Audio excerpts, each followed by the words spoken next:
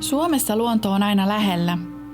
Täällä luontoon on helppo löytää, asutpa kaupungissa tai maaseudulla. Linnunlaulun täyttämissä havumetsissä on helppo hengittää ja hetki kauniin järven rannalla saa stressin katoamaan. Kaupunkien laitamilla, maaseudulla ja erämaissa on retkeilyalueita ja merkittyjä vaelluspolkuja, joista löytyy sopivan pituisia reittejä kaikille. Suomessa kaikilla on oikeus liikkua luonnossa myös yksityisten maanomistajien mailla. Tätä kutsutaan jokamiehen oikeudeksi. Jokamiehen oikeudet tarkoittavat sitä, että saat kävellä, pyöräillä ja hiihtää vapaasti luonnossa riippumatta siitä, kuka maan omistaa. Muistetaan kuitenkin välttää liikkumista viljellyillä mailla ja pitää sopivan välimatkan asumuksiin ja pihoihin.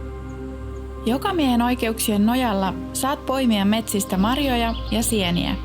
Heinäkuusta alkaen voit poimia esimerkiksi hyvänmakuisia ja terveellisiä mustikoita.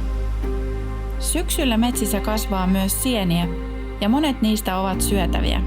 Opettele kuitenkin tunnistamaan sienet ennen niiden poimimista.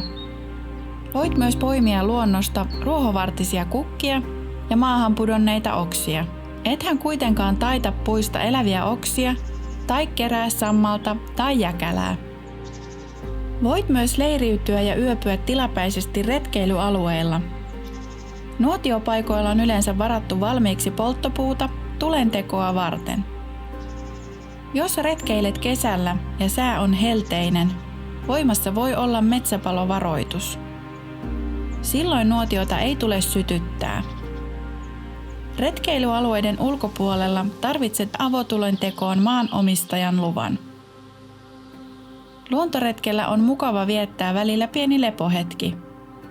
Ota mukaan aina jotain syötävää ja juotavaa, sillä eväiden nauttiminen on usein luontoretken kohokohta.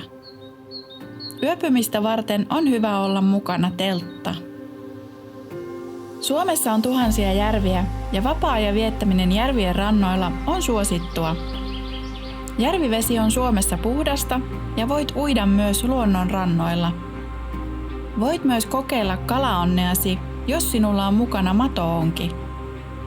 Talvella kun järvet ovat jäässä, saat kalastaa pilkkimällä. Järvikala on maukasta, etenkin jos onnistut saamaan saaliiksi vaikkapa ahvenen. Jos haluat kalastaa muulla kuin mato-ongella, sinun tulee maksaa kalastonhoitomaksu tai hankkia lupa paikalliselta osakaskunnalta. Pidetään luonnosta huolta ja jätetään se lähtiessämme yhtä siistiksi kuin se oli sinne tullessamme.